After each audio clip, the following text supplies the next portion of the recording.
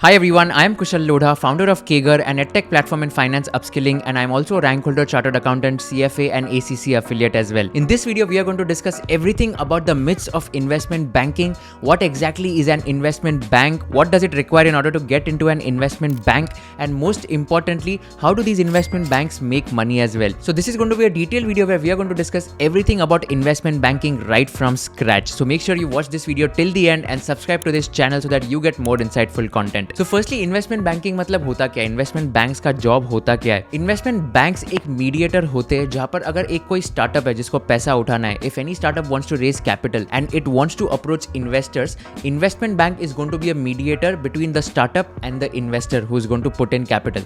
For example, आज अगर जोमैटो को पैसा उठाना है सॉफ्ट बैंक से, ठीक है, तो जोमैटो जाएगा एक इन्वेस्टमेंट बैंक के पास, लेट्स से एम्बिट कैपिटल या लेट्स से एवेंडस, एंड जोमैटो बोलेगा कि मुझे $100 मिलियन रेज करना है, एंड एवेंडस या एम्बिट कैपिटल या कोई भी इन्वेस्टमेंट बैंक इन्वेस्टर्स के पास जाएगा एंड बोलेगा कि जोमैटो को पैसा उठाना है, are you ready to invest और would you want to invest in this company, and then investment banks will make certain percentage of commission, that is the main source of revenue, जो भी deal amount रहेगा। So that is an investment bank जहां पे एक mediator है, एक startup जिसको पैसा उठाना है, एक कंपनी जिसको पैसा उठाना है, एंड एक इन्वेस्टर जिसको पैसा डालना है वो कंपनी में, बीच में आएगा investment bank. So it is like a mediator which will just facilitate this entire transaction. अभी इन्वेस्टमेंट बैंक डिफरेंट कैसे होता है कमर्शियल बैंक से। कमर्शियल बैंक्स मतलब क्या, अपने HDFC bank, ICICI bank, Kotak bank, जहां पर आप लोन ले सकते हो, जहां पर आप डिपॉजिट कर सकते हो।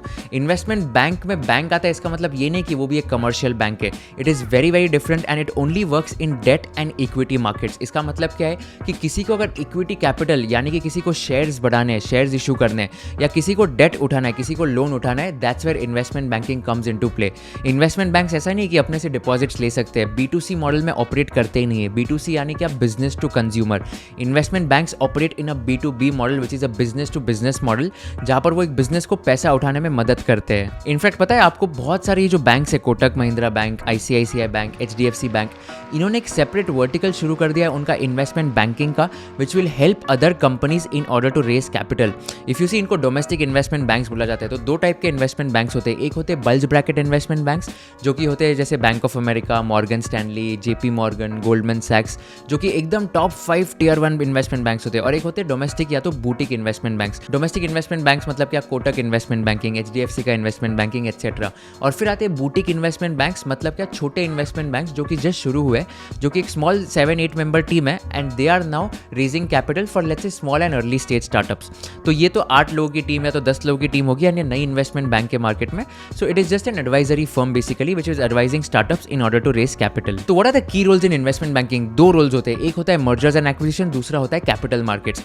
मर्जर्स एंड एक्विजिशन मतलब क्या, अगर कोई भी कंपनी मर्ज होना चाहती है किसी और कंपनी से, वहां पर इन्वेस्टमेंट बैंकिंग आते हैं। For example, HDFC merging with HDFC bank, the investment bankers there are Bank of America and Morgan Stanley.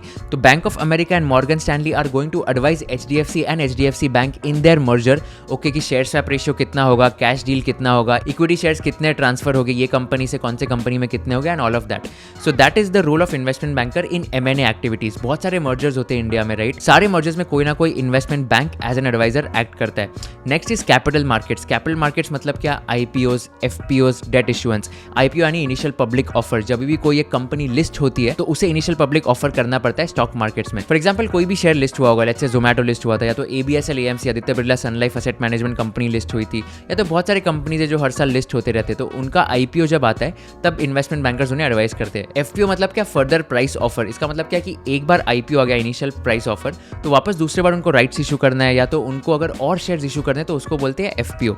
And the third is debt issuances which is nothing but loans. अभी जैसे जोमैटो का IPO आया था, right? तो there were Kotak Mahindra Bank, Morgan Stanley, Credit Suisse and Bank of America who are acting as investment bankers. यानी ये 4 investment banks थे जो जोमैटो को हेल्प कर रहे थे in order to list in the Indian stock markets. Coming to the skills and qualities for a career in investment banking, the most important skill is ability to read a business and understand the financial statement. आपको कोई भी annual report दी जाएगी या तो investor presentation दिया जाएगा, आपको ये जानना है कि ओके, ये धंधा कैसे कर रहा है, ये पैसे कैसे कमा रहा है, इसका यूनिट इकोनॉमिक्स क्या है, मार्जिन्स क्या है, EBITDA margins, contribution margins, and इसका प्रॉफिटेबिलिटी कितना है, ये प्रॉफिट आफ्टर टैक्स, या तो ये पैट पॉजिटिव है, पैट नेगेटिव है, एटसेट्रा।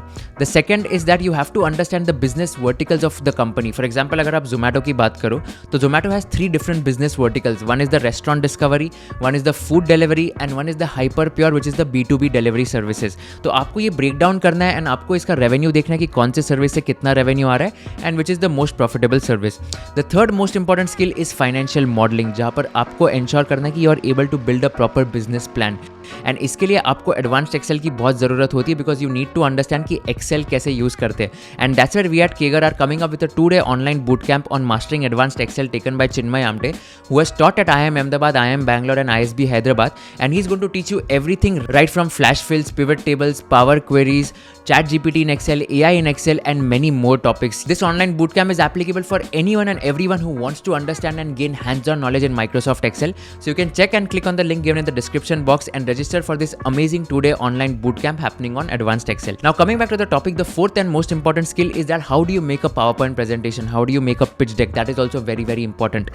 Bankers जो होते हैं ना, इनको डेक्स बनाने की आदत होती है। I have spoken to so many of my friends and all of them tell me that यार मैं तो डेक बना रहा हूँ अभी, यार मैं तो बहुत बिजी हूँ, मैं तो रात रात भर डेक ही बनाते रहता हूँ। इसका मतलब क्या है कि जब कोई भी एक स्टार्टअप जिसको कैपिटल रेस करना है इन्वेस्टर के पास जाएगा तो एक बैंकर की रिस्पॉन्सिबिलिटी होती है कि उसका डेक बनाओ, उसका प्रेजेंटेशन दो एक इन्वेस्टर को and help this startup in order to raise capital. तो पिच डेक कैसे बनाना, how do you tell the most maximum information in the least possible manner, in the least possible words, that is a very very important skill if you want to get into investment banking. अभी बात करते हैं कि investment banks पैसे कैसे कमाती है, इनका मॉडल कैसा होता है। Usually it's a commission basis model. Investment banking fees charge करती है कोई भी स्टार्टअप से या तो कोई भी कंपनी से जो पैसा उठाने वाली है। कुछ इन्वेस्टमेंट बैंक्स एक सक्सेस फी मॉडल पे वर्क करती है विच मीन्स दैट परसेंटेज बेसिस, कि अगर डील सक्सेसफुल हुई तो ही हम परसेंटेज बेसिस पे कमीशन लेंगे। फॉर एग्जाम्पल अगर एक कंपनी को $100 मिलियन उठाना है तो इन्वेस्टमेंट बैंक विल से कि अगर $100 मिलियन का ट्रांजैक्शन सक्सेसफुल हो गया तो हम 5% to 10% के बीच में हम आपको फीस चार्ज करेंगे, which means that $5 to 10 million will go to that investment bank and $100 million का कैपिटल जाएगा वो कंपनी के पास जिसको पैसा उठाना है। दूसरा होता है फिक्स्ड फी मॉडल। अगर डील साइज बहुत बड़ी है तो ये केस में फिक्स्ड फी मॉडल होता है एंड परसेंटेज बेसिस नहीं होता है। बिकॉज क्या है कि अगर बहुत बड़ा IPO या तो बहुत बड़ा डील साइज है तो the company is not willing और maybe not ready in order to pay a very huge percentage amount. तो इसमें क्या होता है कि let's say there's a flat fee of 10 crores or 20 crores or 30 crores depending on what kind of amount and what kind of transaction is there. पता है ये business जो होता है ना इन्वेस्टमेंट बैंकिंग का, it's highly profitable.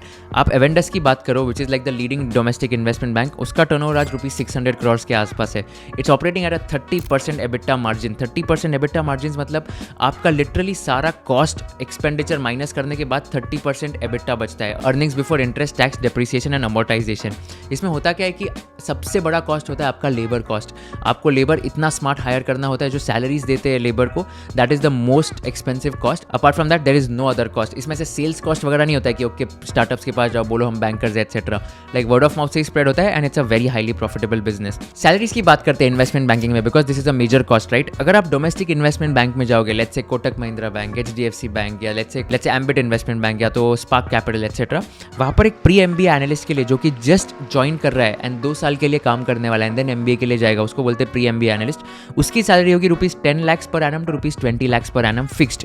इसके अलावा उसको 50% to 100% वेरिएबल इंसेंटिव भी दिया जाता है। If you talk about bulge bracket investment bank, let's say Bank of America, JP Morgan, Goldman सैक्स, मॉर्गन स्टैनली, सिटी बैंक, यहाँ पे प्री MBA सैलरी होती है ₹25 to ₹35 lakhs per annum। इसके अलावा होता है फिक्स्ड, इसके अलावा होता है variable bonus of 50 to 100%। And lastly MDs अगर बात करते हैं, managing directors in domestic investment bank, उनकी सैलरी होती होगी ₹1 to 2 crores fixed.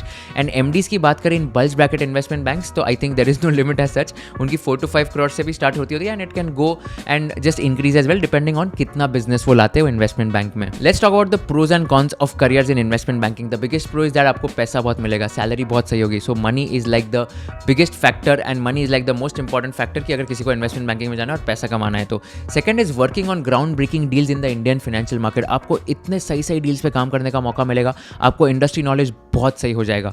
Third is exposure to top tier clients and institutions right from day one. आप सबसे ज्यादा लुक्रेटिव जॉब में रहोगे and you are talking to let's say CEOs, CXOs of listed entities on day one itself. Fourth is that developing a versatile skill set in finance. आपको financial modelling, advanced Excel, PowerPoint, pitch deck सब सीखने मिलेगा। And lastly is that potential for international assignments and workings. अगर आपने बहुत अच्छा काम किया तो might be that you might be placed in let's say London, Singapore, New York, ये सब फाइनेंशियल हब्स है ग्लोब के, आप वहाँ पर भी काम कर सकते हो। Let's come to the cons of investment banking. सबसे बड़ा कॉन है लॉन्ग वर्किंग आवर्स। आपको कम से कम 12 घंटे काम करना पड़ेगा, कभी कभी 14 घंटे, 16 घंटे, 18 घंटे भी हो सकता है। I was talking to one of my friends, he mentioned that the longest he has worked is 36 long hours, मतलब कंटिन्यूसली 36 घंटे तक उसने काम किया था, and he then went off to sleep after finishing the entire deal which was there. Second is that no work life balance. इसमें work life balance होता ही नहीं, it's related to the first point itself, but इसमें work life balance बहुत कम रहेगा। Third is that ये बहुत fast paced environment है। यहाँ पे क्या, ये आपको बहुत फटाफट चलना पड़ता है। अगर आप धीरे काम करोगे then you will be kicked out of the career as soon as possible, तो आपको बहुत फटाफट रहना पड़ेगा। You know, if you talk about the landscape of investment banking in India, as per Tracxn which is like a renowned website, right, उन्होंने कहा है कि there are total 876 investment banks in India today. This includes everything, bulge bracket, domestic, boutique, सारे investment banks इसमें आ जाएंगे।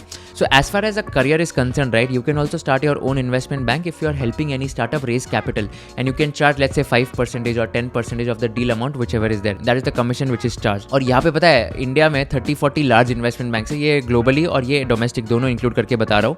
And यहाँ पे attrition rate होता है 20 से 30% का, which is very very high. Why? Because there is no work life balance, because the working hours are very very high.